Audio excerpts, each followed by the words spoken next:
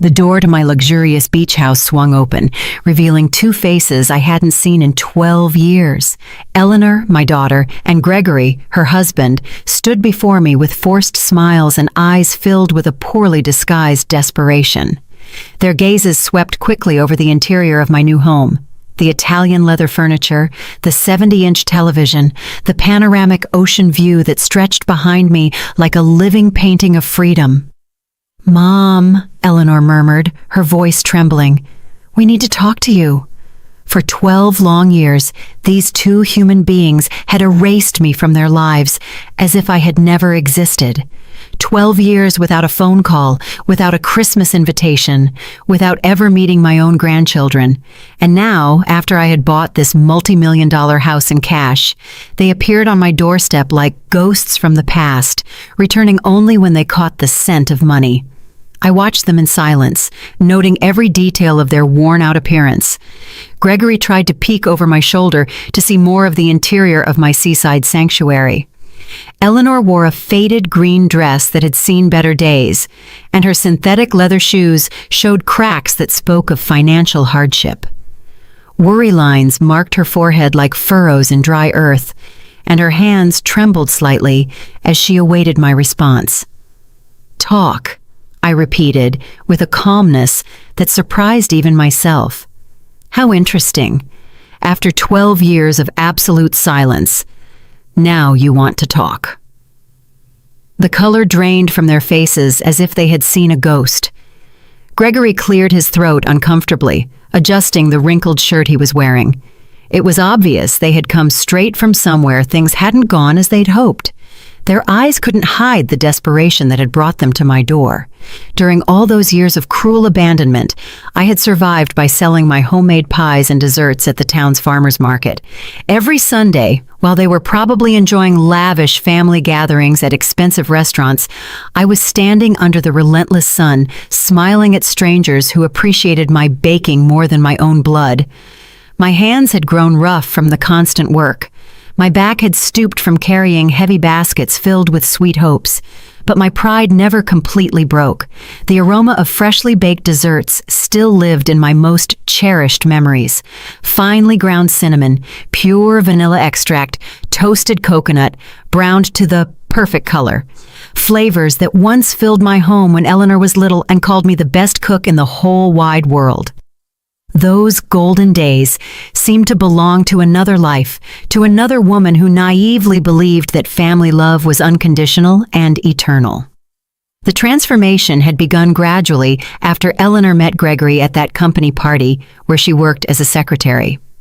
At first, he was all charm and calculated courtesy. He would call me his dear mother-in-law, with that smile that never reached his eyes, and praise my Christmas casseroles while secretly planning how to distance Eleanor from my influence. But little by little, I began to notice the subtle changes that seeped into our relationship like a slow poison. When Eleanor mentioned visiting me on weekends, he always had a work emergency that required his immediate attention. When I called in the afternoons to hear her voice, he would answer the phone with an annoyed tone and promise that Eleanor would call me back, which never happened. Messages were mysteriously lost, invitations misplaced, and plans canceled at the last minute for increasingly far-fetched reasons. The exclusions began as accidental oversights that hurt, but which I could forgive. Eleanor's graduation from her MBA program. "Oh, Mom, we thought you already had other, more important plans." The baby shower for her first daughter, my granddaughter, whom I never met. It was something very intimate, just her closest friends from college. That same granddaughter's first communion. "We completely forgot to tell you. Everything was so rushed. You know how these things are." Each excuse stabbed my heart like a dagger wrapped in gift paper with golden bows. I would smile, nod my head, and pretend to understand their reasons perfectly. "Don't worry, my love, next time will be different." But next time never came, and my phone remained as silent as a tomb in the cemetery where my husband rested. The nights grew longer, the Sundays emptier. I cooked for one, talked to the photographs on the walls, and celebrated my birthdays with a single lonely candle stuck in a small cake I bought from Mr. Peterson's bakery. He always asked about Eleanor, and I always responded with the same lie. She's very busy with her new life, you know how it is. But now, standing on the threshold of my dream house, with the ocean whispering secrets behind me and the salty scent of the sea filling my lungs, I saw them for who they really were. I invited them in with an elegant wave of my hand, watching as their eyes widened at the sight of the luxury that now surrounded me. The Italian marble floor gleamed under the natural light, pouring in through the enormous windows, reflecting their small, nervous figures. Eleanor walked behind Gregory like a shadow, keeping her head down while he appraised every piece of furniture, every work of art, every detail of my new reality with the poorly concealed greed of a professional appraiser. "Sit down," I said, gesturing to the cream-colored leather sofa that had cost more money than they had seen together in years. "I suppose after so much time, you have a lot to tell me." Gregory cleared his throat, adopting that important man posture he always used when he wanted to impress someone. "Annabelle, we know it's been a few years since we've spoken, but 12 years, I interrupted him with a firm voice. "Not a few years, 12 exact years since you decided I didn't exist." Eleanor finally looked up, and I could see tears welling in her eyes, but they no longer moved me as they once had. I had cried too many nights alone to allow her calculated tears to manipulate me now. "Mom, it wasn't our intention. Things got complicated. Gregory's job, the kids." "The kids I never met," I replied, feeling the rage that had been contained for years begin to boil inside me. "My grandchildren, who grew up without knowing they had a grandmother who would have loved them unconditionally." During those 12 years of forced exile, I had built a routine that kept me sane. Every morning I got up at 5, preparing my desserts with the same dedication I once put into caring for Eleanor when she was a baby. The pie crust required patience. The exact point of the caramel needed constant attention, and the baking time did not forgive mistakes. Those recipes had become my salvation and my livelihood. Sundays at the farmer's market were my time for social interaction. Older women like me would come to buy my sweets, and we would end up talking about our lives, our absent children, our postponed dreams.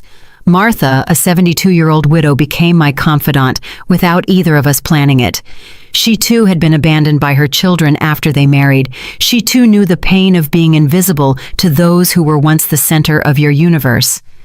Children think that once they form their own family, we parents no longer matter, Martha would tell me as she bought 3 pies to take to her neighbors. But when they need something, oh, then they remember we exist. How prophetic that conversation had been. Now, watching Eleanor wring her hands nervously while Gregory mentally calculated the value of my new life, I understood perfectly what Martha had meant. The change in Eleanor had been gradual, but relentless. During the first few years of her marriage, she still called me occasionally, but the conversations became mechanical, filled with awkward silences. Gregory was always present in the background, clearing his throat or making comments that cut our talks like sharp blades. "Your mom always has some drama," I heard him say once when Eleanor thought she had hung up the phone. "My mother never bothers us with her personal problems." Her personal problems. That's how Gregory had classified my loneliness, my natural desire to maintain contact with my only daughter, my need to be part of her new family. Everything I felt and needed had been reduced to personal problems that disturbed their perfect married life. The family invitations began to arrive less frequently until they disappeared completely. First, it was Thanksgiving dinner. "This year will be something small, Mom. Just the 4 of us." Then Christmas. "The kids are sick. We'd better postpone it." Then the birthdays. Everything got complicated with Gregory's work. Each excuse was accompanied by empty promises about a next time that never came. Eleanor developed a special talent for making every rejection sound reasonable, every exclusion seem temporary, every abandonment feel as if it were for my own good. "We don't want you to feel obligated to come, Mom. You're old enough to rest and enjoy your peace and quiet." My peace and quiet, as if loneliness were a gift I had asked for. As if waking up every morning in a silent apartment was my idea of happiness. As if cooking for one and eating in front of the television was my definition of a full life. The years passed like pages of a calendar that no one read. My routine became so predictable that even the mailman knew exactly what time I would be watering the plants on my small balcony. Monday, prepare apple pies. Tuesday, Jell-O salads of different flavors. Wednesday, chocolate fudge cakes that sold like hotcakes. Thursday, muffins that perfumed my entire apartment. Friday, pumpkin spice turnovers. Saturday, prepare everything for market day. Sunday, the market, the ladies, the conversations that temporarily filled the void in my chest. But there were also moments of such profound loneliness that I thought I would drown in it. Entire nights awake, staring at the phone that never rang, waiting for a text that never arrived. Christmases celebrated with television specials and a small artificial tree that I decorated by myself. New Year's Eve welcomed with a glass of lukewarm, sparkling wine and the renewed hope that maybe this would be the year of the reunion. The sharpest pain came at unexpected moments. When I saw whole families at the park. When I heard other grandmothers talk about their grandchildren, when I passed by toy stores and wondered what mine would like. Eleanor had had 3 children whom I knew only from blurry photos on social media that I checked from fake accounts, like a spy on my own family. Mom, Eleanor's voice brought me back to the present. We know we made mistakes. Mistakes! The word came out of my mouth like a bullet. Erasing your mother from your life for 12 years was a mistake? Denying your children the love of their grandmother was a mistake? Gregory shifted uncomfortably in his seat, finally understanding that this conversation was not going to unfold as he had planned. His eyes continued to scan my living room, calculating, evaluating, planning his next move like the expert manipulator he had always been. They weren't mistakes, I continued, feeling the truth pour from my throat like hot lava after years of being contained. They were conscious, calculated, cruel decisions. You chose to erase me from your lives as if I were an old piece of furniture that was no longer useful to you. Eleanor began to sob, but her tears no longer had the power to disarm me as they once had. I had cried alone for too many nights, wondering what I had done wrong, how I had failed as a mother, why my unconditional love had not been enough to keep my family together. Mom, please, let us explain. Eleanor tried between sobs. Explain what? My voice rose without my being able to control it. Are you going to explain to me why I didn't know my granddaughter when she took her first steps? Why I wasn't there when my grandson lost his first tooth? Why I spent 12 Christmases cooking for no one while you built family memories without me? Gregory finally spoke, using that condescending tone he had perfected over the years. Annabelle, we understand that you feel hurt. But families sometimes need space to grow. It was nothing personal against you. The laugh that escaped my throat sounded so bitter that even I was surprised. Nothing personal, Gregory? You turned my daughter into a stranger. You planted poison in her heart against me. You decided that I had no place in the life you were building. I remembered with painful clarity the day Eleanor communicated her final decision to me. It was a rainy Tuesday in October, exactly 12 years ago. She arrived at my apartment with an expression I had never seen on her face before. Cold, distant, as if she were fulfilling an unpleasant obligation. Mom, Gregory and I have been talking, she began, without even accepting the coffee I had prepared for her as always. We think it's better if you have less contact with us for a while. Less contact? I asked, feeling the world sway beneath my feet. What does that mean? It means you are no longer welcome in our house. It means we no longer want you to call constantly. It means we need space to be a family without external interference. External interference. That's what my own daughter had called me, as if I were a meddling neighbor, a stranger who interfered in matters that did not concern her. Not her mother, who had carried her for 9 months in her womb, who had spent sleepless nights when she had a fever, who had worked double shifts to pay for her college. Eleanor, I don't understand what I've done wrong, how I've failed you. My voice broke, but she remained impassive. It's not about what you've done wrong, Mom. It's about what's best for my marriage and my children.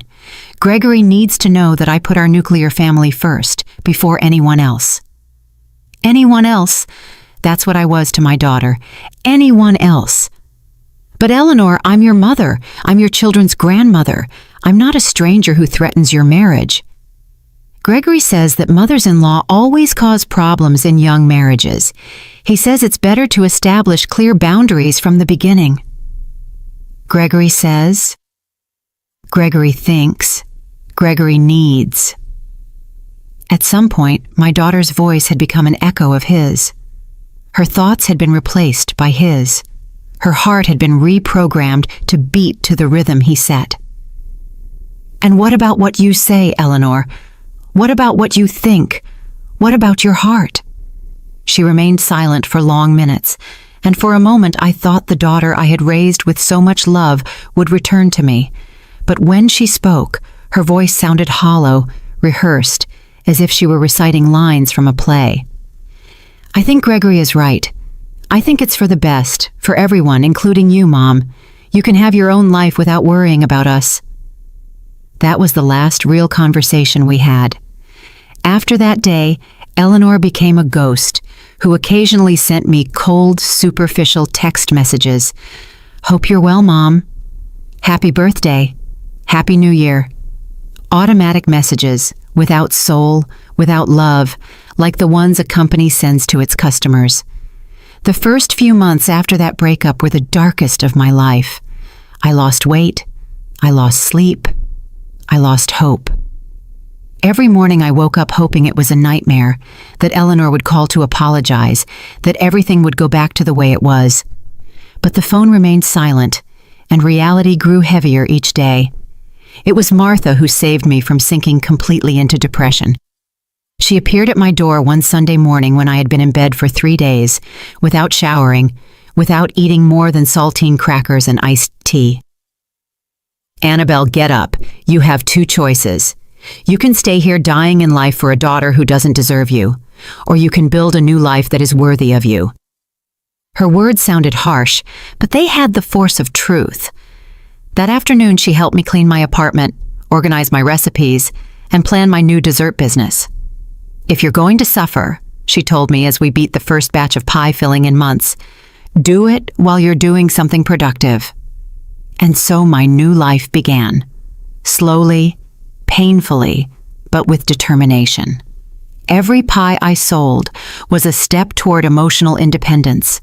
Every satisfied customer was a small personal victory. Every dollar I earned was proof that I had value, even if my own daughter didn't see it. Sundays at the market became my weekly therapy. The ladies who bought my desserts became my new chosen family. We shared stories of ungrateful children, of marriages that divided families, of the loneliness of being a mother in a society that discards you when you are no longer useful. My son tells me I'm too dramatic when I complain that he doesn't visit, a lady named Joanna told me while trying my mango jello. But it's not drama, it's real pain. It's the basic human need to feel loved and valued by those you brought into the world. Now, sitting in my living room, which cost more than everything Eleanor and Gregory owned together, I remembered every tear, every sleepless night, every lonely birthday, and I saw them there, small and desperate, looking for something from me after having turned their backs on me for more than a decade. So, after 12 years of silence, I said with a controlled voice, "What exactly brings you to my door?" Gregory and Eleanor exchanged a meaningful look. Finally, he cleared his throat again. "Annabelle, the truth is, we're going through a very difficult time." "A very difficult time." I repeated his words slowly, savoring the irony as if it were bitter honey. What an extraordinary coincidence that you come looking for me just when you have problems, after 12 years of considering my existence irrelevant to your perfect lives. Gregory shifted uncomfortably on the sofa, clearly preparing the speech he had rehearsed during the drive to my house. His eyes avoided mine as he formulated the words he thought would soften my heart. "The construction company went bankrupt 6 months ago," he finally confessed. "We lost all our savings. The house is in foreclosure. Eleanor had to quit her job to take care of the kids because we can't afford daycare. We're living with my parents, but they have financial problems too. Eleanor nodded desperately, as if confirming their misfortune would automatically generate my compassion. Mom, the kids ask why they don't have their own room, why Dad is always angry, why Mom cries at night. We don't know what to do. Ah, I said, leaning back in my Italian leather armchair. So now I'm useful. Now I exist. Now I'm part of the family. How convenient. During those 12 years of ostracism, I had developed a special ability to read between the lines, to detect emotional manipulation, to protect myself from people who only approached when they needed something. The ladies at the market had taught me that children often return to their parents when life hits them, not out of genuine love, but out of pure convenience. It's not like that, Mom, Eleanor protested, her voice breaking. I've always loved you. I've always thought of you. It was just that the circumstances, I interrupted her with a smile that didn't reach my eyes. Let's talk about circumstances, Eleanor. When your first son had pneumonia 8 years ago and was hospitalized for a week, where was I? When your second son broke his arm playing soccer 5 years ago, did you call me?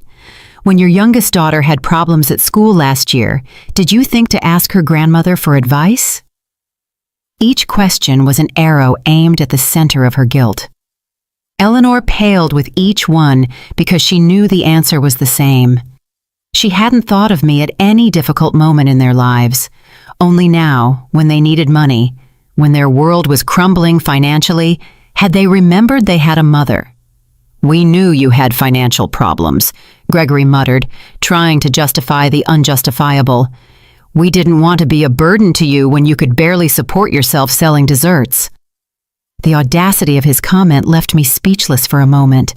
Not only had they justified my exclusion because of my poverty, but now they had the nerve to admit it openly, as if it were a valid reason to abandon a loved one. I see, I said with a calmness that surprised me. So I wasn't good enough for you when I was poor, but now that you know about my new financial situation, I'm suddenly valuable enough to receive a visit. The truth about my economic transformation was something they couldn't imagine. 3 months ago, while preparing pies for the Sunday sale, I received a call that changed my destiny forever. It was a lawyer from the city informing me of the death of my Aunt Joan, my late father's sister, who had lived in the United States for 50 years without our family knowing much about her. Aunt Joan had been the black sheep of the family, the one who left young in search of the American dream and never returned. For decades, we only received occasional Christmas postcards, but we never really knew how she had fared in life. It turned out she had done extraordinarily well. The inheritance included a house in Los Angeles that sold for $1.5 million, bank accounts with another $500,000, and several investments totaling another $2 million.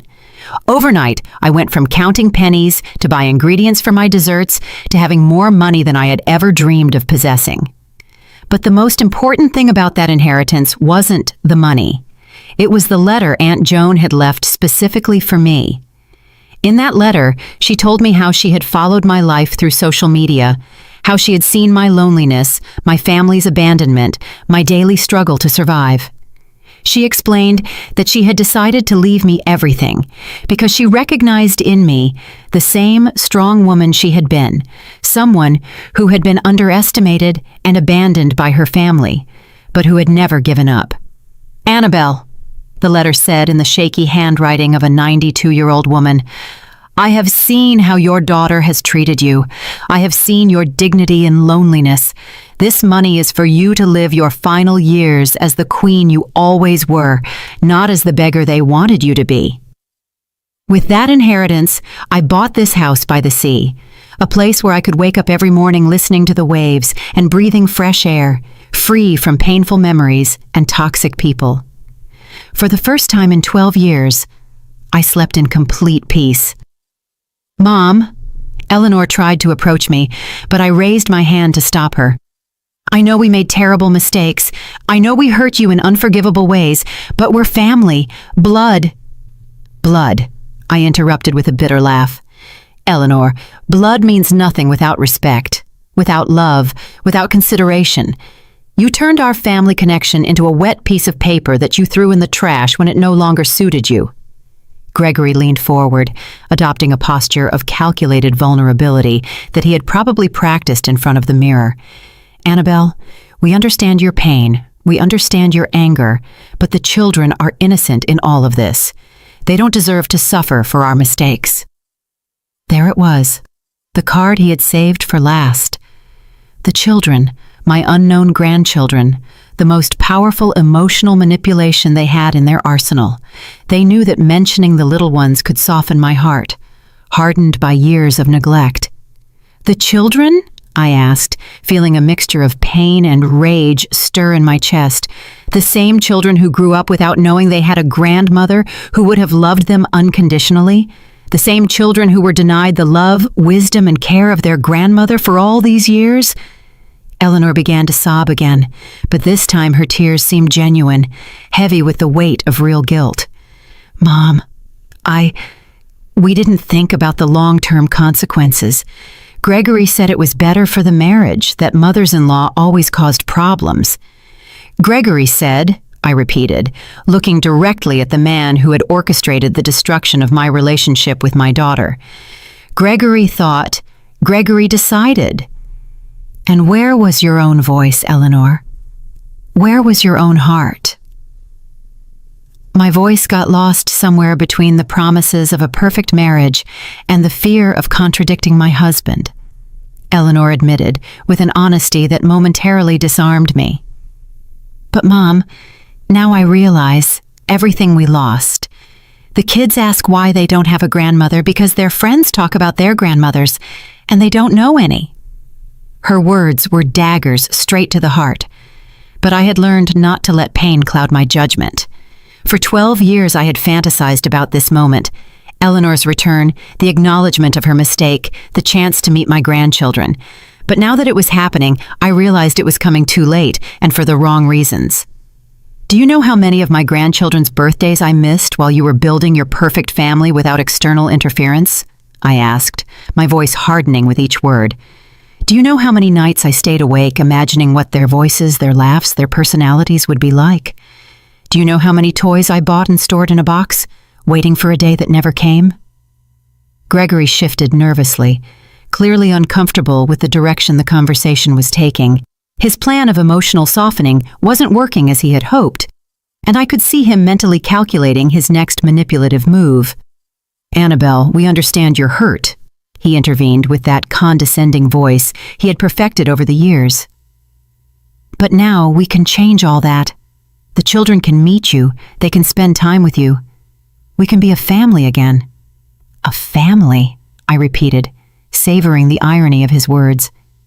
You mean the kind of family where the grandmother is welcome only when she has money to solve the problems of irresponsible adults? The house filled with a tense silence. Through the large windows, I could see the ocean waves breaking against the rocks, a constant reminder of my new freedom and my hard-won independence. This place represented everything I had achieved without them, everything I had built from the ashes of my abandonment. During these 3 months living by the sea, I had developed a completely new routine. I woke up each morning to the sound of seagulls, not to the silent cry of loneliness. I prepared my coffee in a kitchen equipped with the best appliances, not in the small space where I used to count every penny for basic ingredients. I walked along the beach at sunset, feeling the sand between my toes and the salty wind in my hair, free from the emotional heaviness I had carried for years. I had also started helping other older women who, like me, had been abandoned by their families. Martha had moved into an apartment near my house, and together we had created a small support group for ladies in similar situations. On Wednesday afternoons, we would gather in my living room to share stories, emotional survival strategies, and of course, my homemade desserts.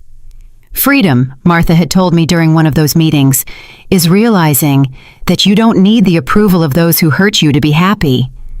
Her words had resonated in my heart like a bell of truth. For the first time in decades, I was living for myself, Not waiting for calls that never came, not cooking for children who didn't visit, not dreaming of family reunions that existed only in my imagination. "Mom," Eleanor approached the edge of my armchair, her eyes red from crying. "I know I don't deserve your forgiveness. I know I don't deserve a second chance, but I swear on my children that if you help us now, things will be different. I will be different." "Different how?" I asked, keeping my voice cold and controlled. "Different until you solve your financial problems and don't need me anymore? Different until Gregory decides again that I'm an interference in his perfect marriage?" Gregory stood up abruptly, finally showing his true nature when he realized his manipulation strategy wasn't working. "Look, Annabelle, I understand you have resentments, but the reality is that we all make mistakes in families. The important thing is to move on, not to get stuck in the past." His comment was like a slap in the face. After 12 years of deliberate abandonment, he had the audacity to minimize my pain as getting stuck in the past, as if my suffering were a whimsical choice rather than a direct consequence of their cruel actions. "Move on." I stood up from my armchair, feeling all my dignity rise like a steel tower. "Gregory, I have already moved on. I built a new life without you. I found peace without your presence. I discovered my worth without your validation." Eleanor covered her face with her hands, sobbing with a desperation that would have broken my heart years ago. But the heart they had known had died slowly over 12 years of indifference and had been reborn as something stronger, wiser, more selective with its love. "You don't understand, do you?" I continued, walking toward the window, overlooking the ocean. "You came here expecting to find the same broken woman you abandoned 12 years ago. You expected to find someone so desperate for family love that she would be willing to pay any price for a few crumbs of affection. The truth was that during the first few years after their abandonment, I would indeed have been willing to pay any price. I would have mortgaged my soul for a phone call from Eleanor. I would have sold everything I owned for an afternoon with my grandchildren. I would have begged for forgiveness for offenses I never committed just to be part of their lives again. But time and pain had taught me valuable lessons about self-love and personal dignity. The afternoons with Martha and the other ladies had shown me that family abandonment was more common than I thought, and that surviving it was not only possible, but could be the beginning of a more authentic and satisfying life. For years, I blamed myself, I confessed, still looking out at the ocean.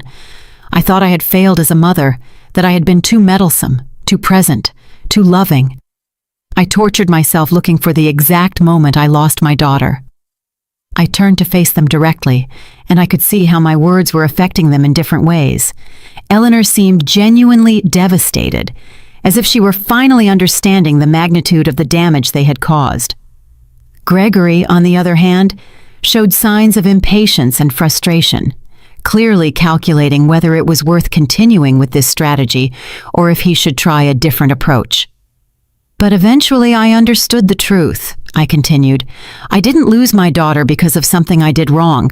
I lost her because she chose a man who considered having a present mother-in-law a threat to his fragile masculinity. I lost her because she valued her husband's approval more than her mother's love."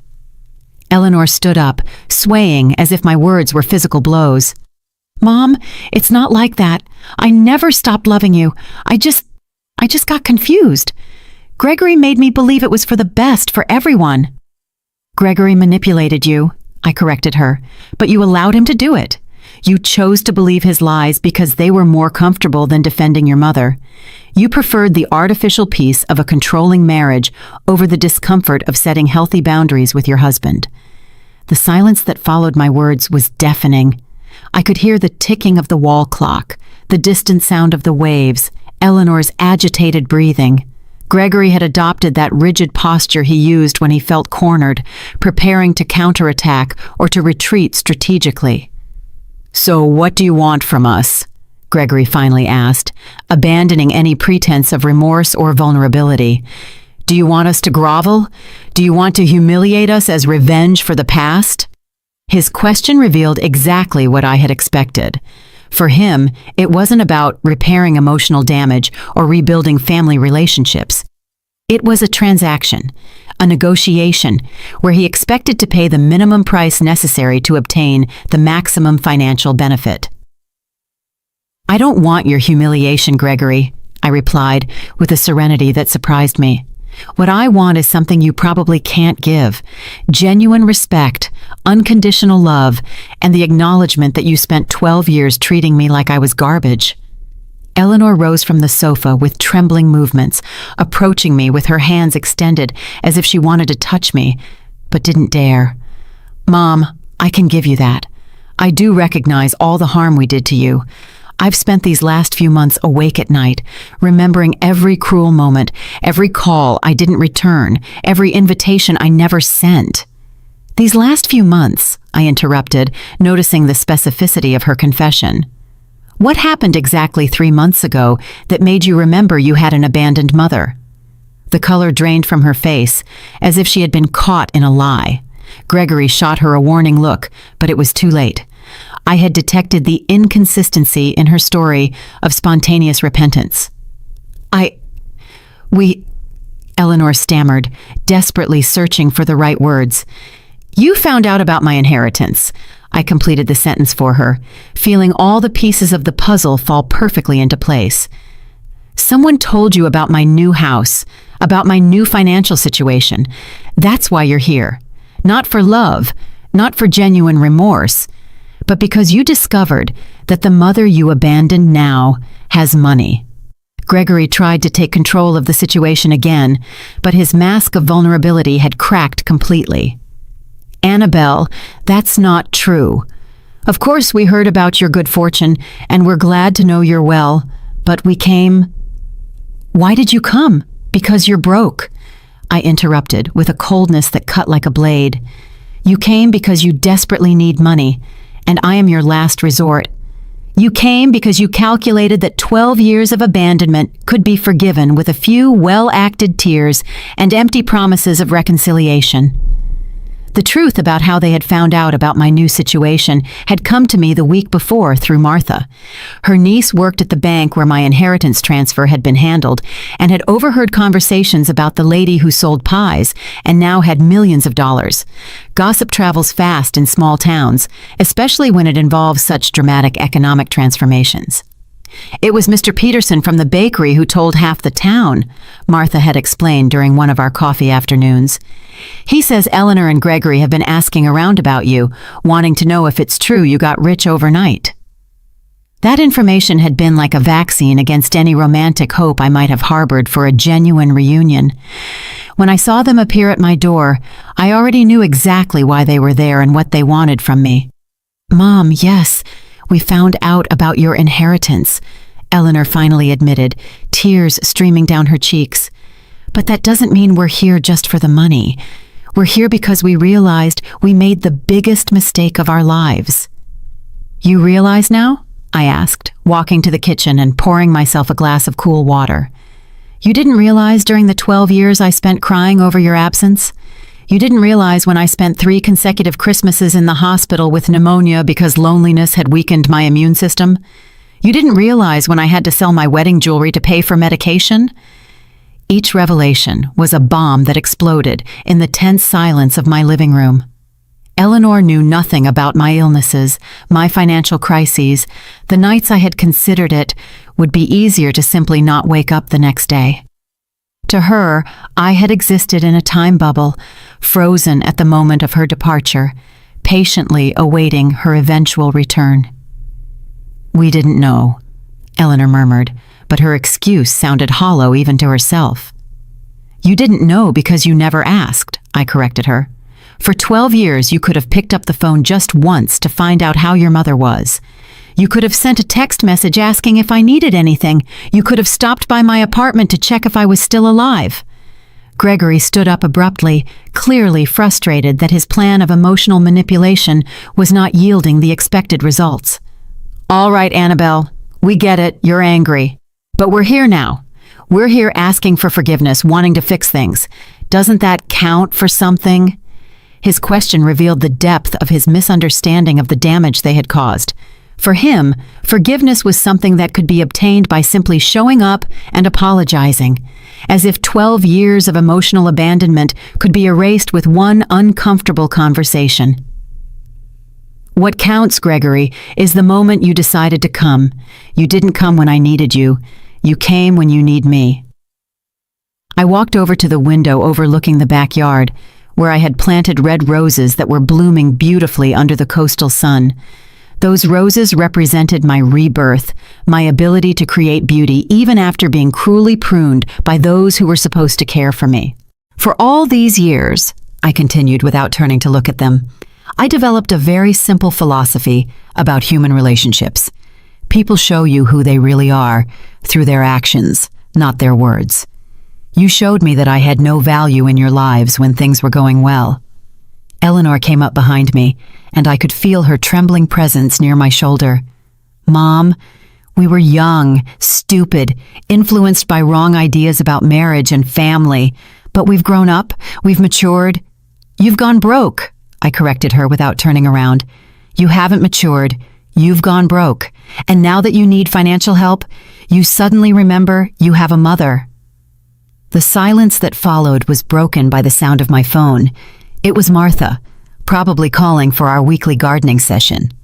I let it go to voicemail, but her call reminded me of something important. I had a full and satisfying life without them.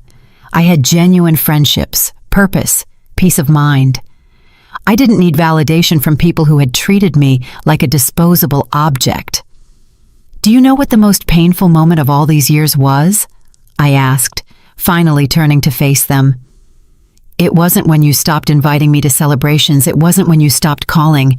It was when I realized that I loved you unconditionally, but your love for me had conditions that you never clearly explained. Eleanor began to sob again, but this time her tears seemed to come from a deeper, more genuine place. Mom, I love you. I've always loved you. It's just that I let others convince me that that love was problematic for my marriage. And now that your marriage is in a financial crisis, I observed, suddenly that love is no longer problematic. How convenient.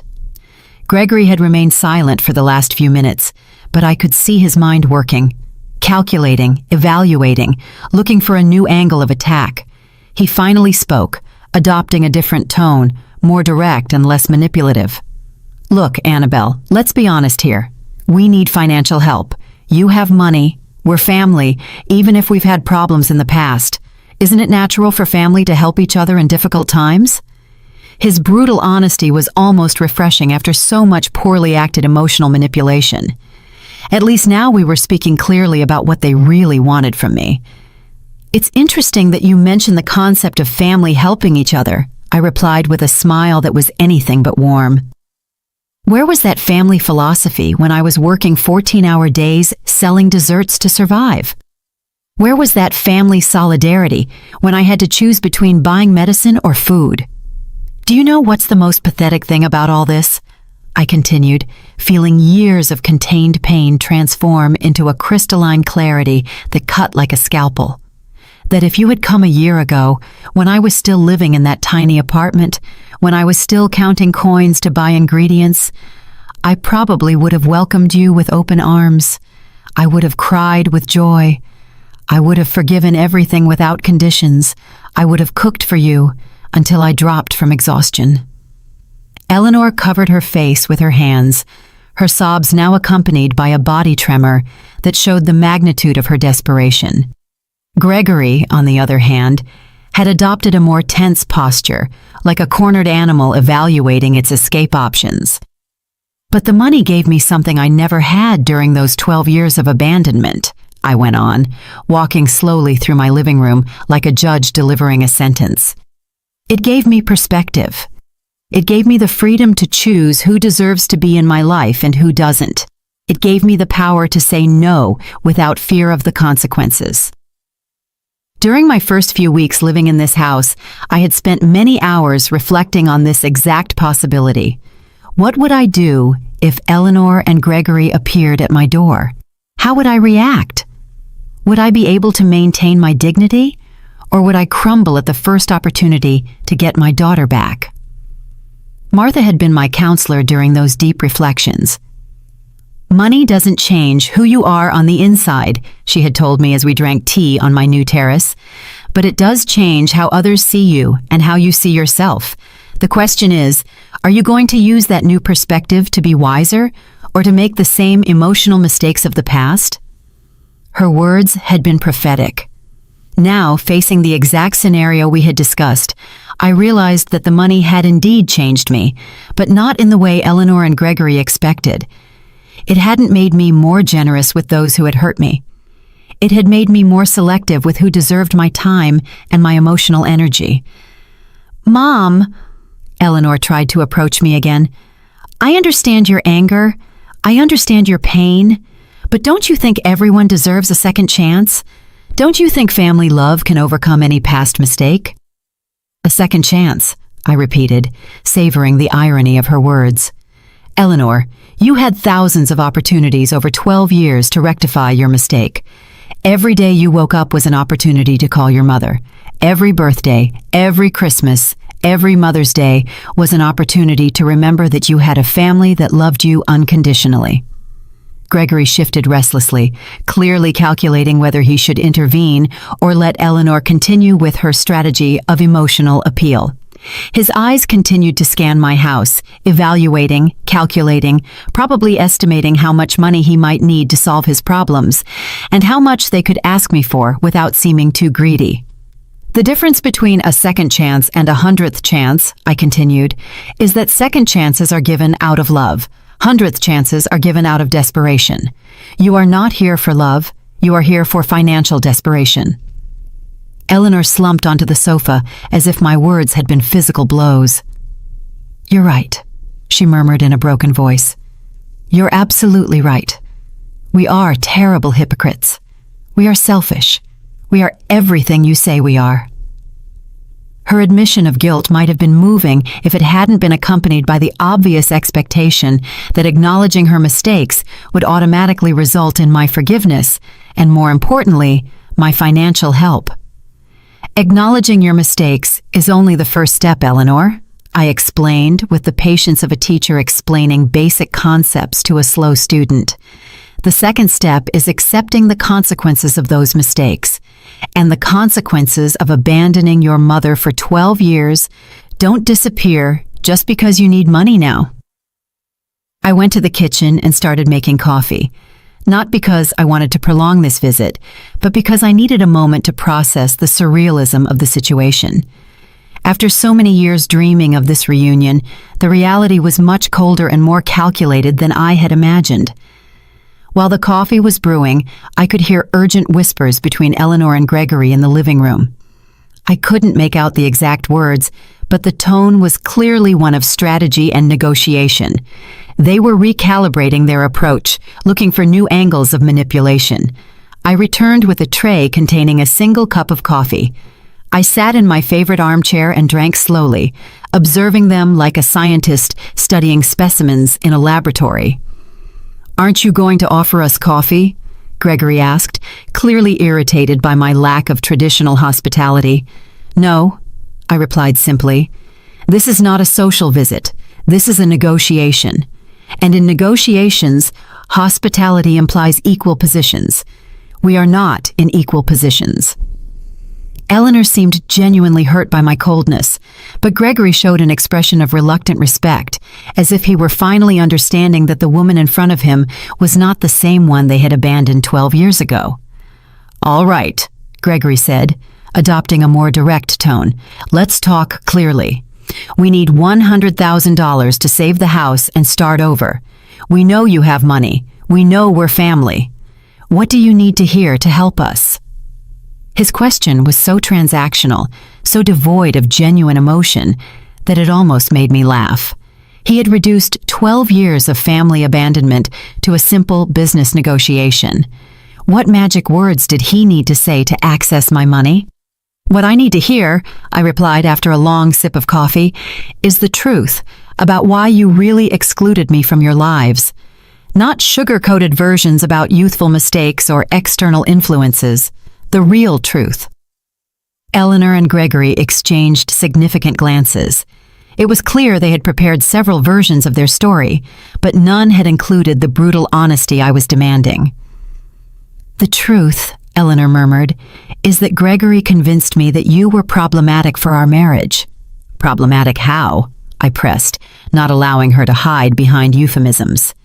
Gregory took the floor, probably realizing that Eleanor's victim strategy wasn't working. "I thought you were too present, too opinionated. I thought you interfered in our decisions as a couple." "Interfered how?" I continued to press, determined to extract the whole truth. "You always had suggestions on how to raise the kids, on how to handle money, on where to live." Gregory admitted with an honesty that probably cost him physically. "And Eleanor always listened to you. She always considered your opinion before mine." There it was, the naked truth. Gregory had seen my maternal influence as a threat to his total control over Eleanor. He couldn't tolerate the idea of his wife having a source of wisdom and support independent of him. "So you eliminated me because I represented an alternative voice in Eleanor's life," I summarized.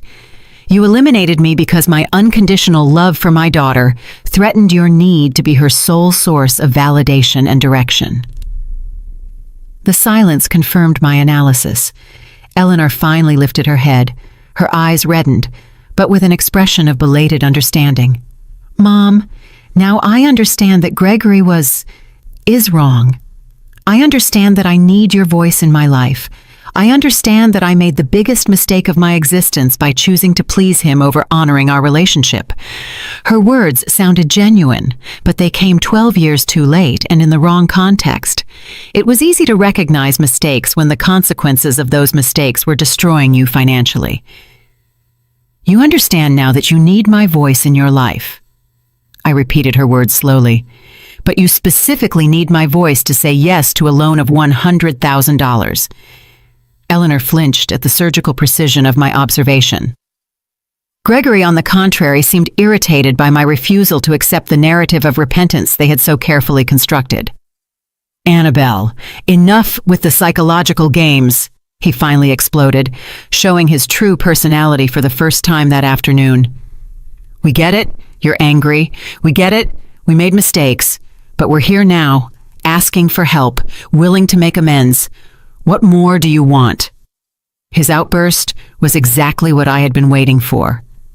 The moment the mask of vulnerability would fall completely and reveal the controlling, manipulative man he had always been.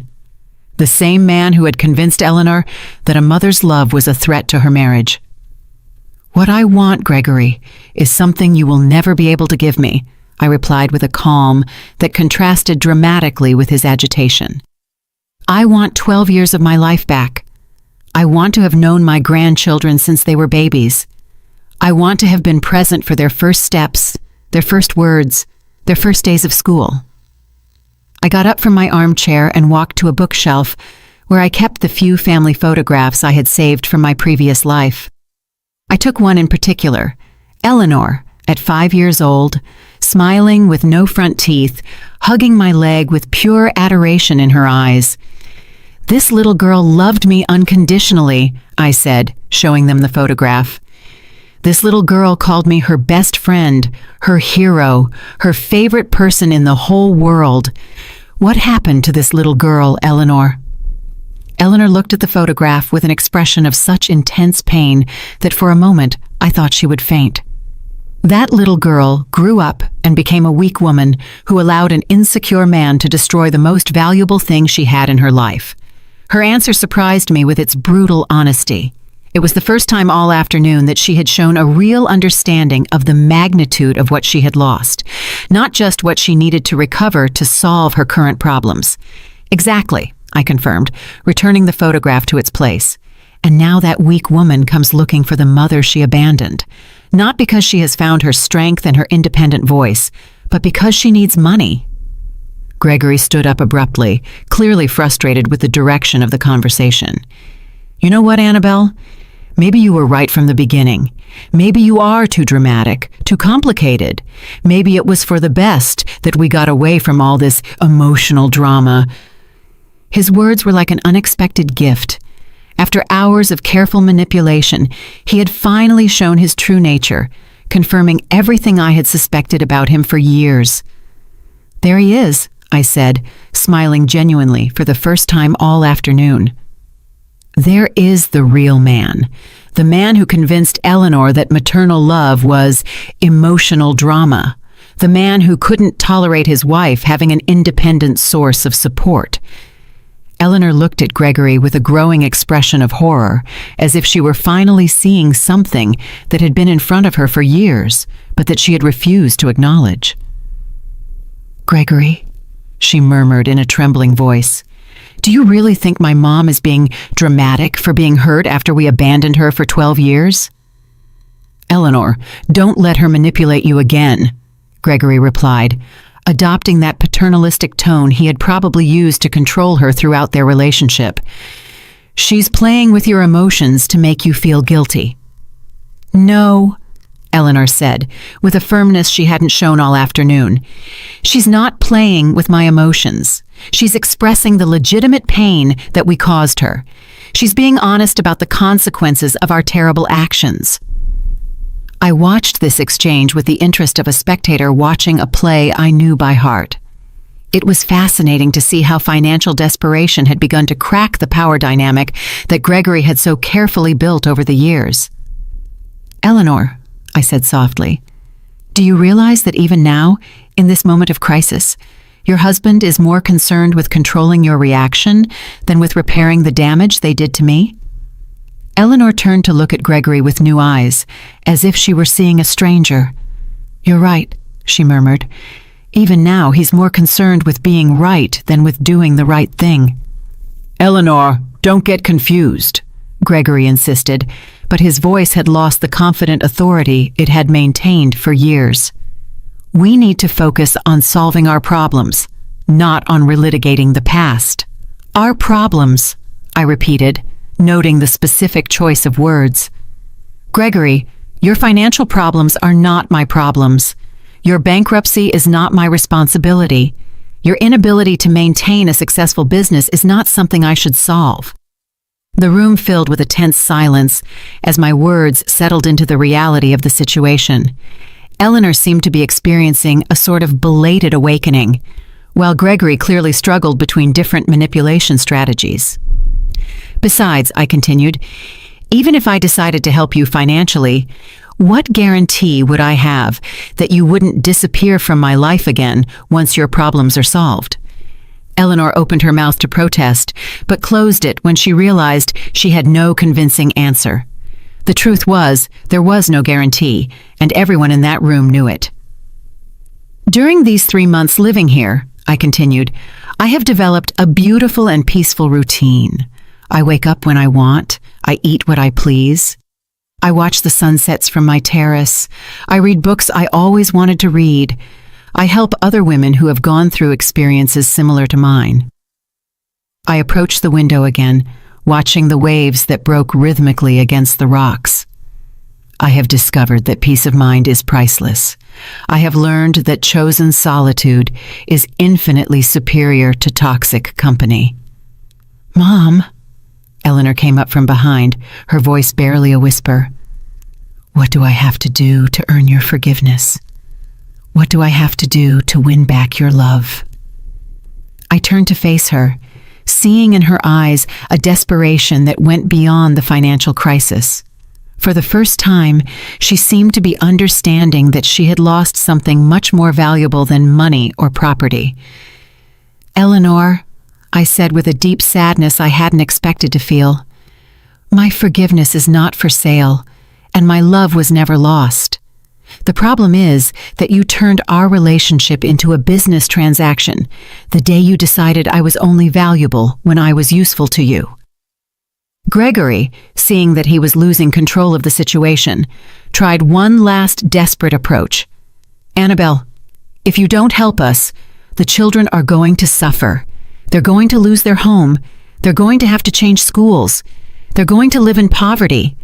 Can you really sleep peacefully knowing that your own grandchildren are suffering?" His final appeal was the card he had saved for the last moment, guilt related to the well-being of the children. It was a calculated strategy to touch the most sensitive nerve of any grandmother. Gregory, I replied with a serenity that surprised me. The children are going to suffer because of the irresponsible decisions of their parents, not because of my refusal to rescue them from the consequences of those decisions. You created this crisis, didn't you? Not me. Eleanor began to cry again, but this time her tears seemed to come from a deeper understanding of what she had truly lost over all these years. The children are going to suffer, I continued, feeling each word hang in the air like a final sentence. But they are going to suffer the consequences of having parents who prioritized pride over family love, who chose control over connection, who considered money more important than relationships. Eleanor completely collapsed onto the sofa, sobbing with an intensity that would have broken my heart years ago. But the heart that beat in my chest now had been forged in the fire of 12 years of abandonment and had emerged stronger, wiser, more selective. "Mom," she whispered through her tears, "what can I do? Tell me, what can I do to fix this?" "Eleanor," I replied with a deep but serene sadness, "some things in life can't be fixed. Some decisions have permanent consequences. You decided that I wasn't valuable enough to keep in your lives when everything was going well. You can't expect me to now consider you valuable enough to rescue you when everything is going wrong." Gregory stood up with brusque movements, his frustration finally overflowing into pure anger. "You know what, Annabelle? You're right. You were a mistake from the beginning. You were a constant interference in our marriage. Eleanor is better off without your drama, without your constant need for attention, without your emotional manipulation." His words were like a final gift of clarity. After hours of masks and manipulation, he had finally shown his true essence. A man so insecure that he needed to isolate his wife from all sources of love and support to feel powerful. "Thank you, Gregory," I said with a genuine smile. "Thank you for confirming exactly who you are and why I made the right decision by not helping you." Eleanor looked at her husband with an expression of horror and belated understanding. "Gregory, did you really just call my mother's legitimate pain drama? Did you really just confirm that you manipulated me to push her away?" "Eleanor, don't let her confuse you with her mind games," Gregory insisted, but his voice had lost all authority. "We need that money. We need to save our family." "Our family," I repeated, walking toward the front door, "was destroyed 12 years ago when you decided that a loving mother-in-law was more dangerous than emotional bankruptcy. Now you are reaping what you sowed." Eleanor stood up, staggering, following me to the door with uncertain steps. "Mom, please, I swear if you help us now, everything will be different. I will be different. I will set boundaries with Gregory. I will defend our relationship." "Eleanor," I said, placing my hand on the doorknob, "you are promising to be different under extreme financial pressure. You are promising changes you haven't managed to make in 12 years of marriage. Why should I believe that this crisis will magically turn you into better people?" Gregory approached, adopting a more aggressive stance. "Annabelle, you're going to regret this decision. We're going to tell the whole town how you abandoned your own family in their time of need. We're going to make sure everyone knows what kind of mother you really are." His threat was so predictable, it almost made me laugh. It was the last desperate card of a manipulator who had lost all his power, the threat of destroying my social reputation. "Gregory," I replied with a calm that visibly disarmed him, "the town already knows exactly what kind of mother I am. They know that for 12 years I worked to the point of exhaustion selling desserts to survive. They know I never spoke ill of you despite your abandonment. They know I maintained my dignity even in poverty." I opened the door wide, feeling the sea breeze fill my home with fresh, purifying air. What they are going to discover now is what kind of children and son-in-law you are. They are going to discover how you treated a loving mother for 12 years and how you only showed up at her door when you needed money. Eleanor stopped at the threshold, turning to look at me one last time. In her eyes, I saw something I hadn't seen in years. Respect. Respect mixed with pain, with regret, with a belated understanding of what she had lost. "Mom," she murmured, "I hope one day you can forgive us. I hope one day we can find a way to heal all this damage." "Eleanor," I replied, with a sadness that spanned decades of pain, "forgiveness is not about forgetting the past. It's about freeing yourself from the weight of resentment. I have already freed myself. What you need is not my forgiveness. It's to learn to live with the consequences of your decisions." Gregory left first, clearly furious and defeated. Eleanor followed him slowly, turning back several times as if she wanted to say something more, but the words never came. I watched them walk to their old, battered car, their small, insignificant figures against the backdrop of the infinite ocean. After 12 years, they had finally left my life in the same way they had entered it, seeking something for themselves, without offering anything genuine in return. I closed the door gently and returned to my living room, where the silence felt like a blessing. There were no shouts, no manipulation, no emotional drama, just peace. I poured myself a glass of white wine that I had been saving for a special occasion and went out to my terrace. The sun was beginning to set, painting the sky in shades of gold and pink that reflected on the calm waves. My phone rang. It was Martha. "How did it go with the unexpected visitors?" she asked with the wisdom of someone who had been through similar experiences. "Exactly as we expected," I replied, taking a sip of wine and feeling peace settle into my bones. "They came for money, not for love. They confirmed everything we already knew about them." "And how do you feel?" I reflected on her question as I watched a seagull glide gracefully over the waves. "I feel free, Martha. I feel completely, absolutely free." That night, after the call with Martha, I walked along the beach under the stars, the cool sand between my toes, the rhythmic sound of the waves, the vastness of the ocean stretching to the horizon. Everything reminded me that I had chosen a life of peace over a life of toxic family complications. In the following days, the news of Eleanor and Gregory's visit spread through the town as I had predicted, but the reactions were the exact opposite of what Gregory had expected. The ladies at the market expressed their support, many sharing similar stories of children who only appeared when they needed money. "You did the right thing, Annabelle," Mr. Peterson from the bakery told me when I went to buy bread a week later. "A mother who respects herself teaches her children to respect her too." 2 months later, I received a text message from Eleanor. It was simple, without manipulation, without requests. "Mom, I'm in therapy. I'm learning about toxic relationships and healthy boundaries. I hope that one day when I'm truly ready to be the daughter you deserve, you might consider getting to know me again. I love you." I didn't reply immediately. Instead, I saved the message and continued with my new life. My mornings of gardening, my afternoons helping other older women, my evenings in contemplative solitude. Maybe one day, Eleanor would truly find her independent voice. Maybe one day she would learn to set healthy boundaries with Gregory. Maybe one day we could build a relationship based on mutual respect instead of desperate need. But until that day, if it ever came, I would continue to live my full and dignified life, surrounded by the infinite ocean, which reminded me daily that some currents are too strong to be changed, and that wisdom lies in learning to navigate calmer waters. The money had given me many things, but the most valuable was not the house or the luxuries. It was the ability to choose who deserved my time, my energy, and my love, and I had chosen wisely. If you enjoyed my story, you can support me by sending a super thanks so I can write more stories like this. Thanks a lot in advance. What about you? What would you do in this person's shoes? I'd really love to hear your thoughts, so drop them in the comments. I'm always curious to know what you think. Oh, and let me know where you've heard this story.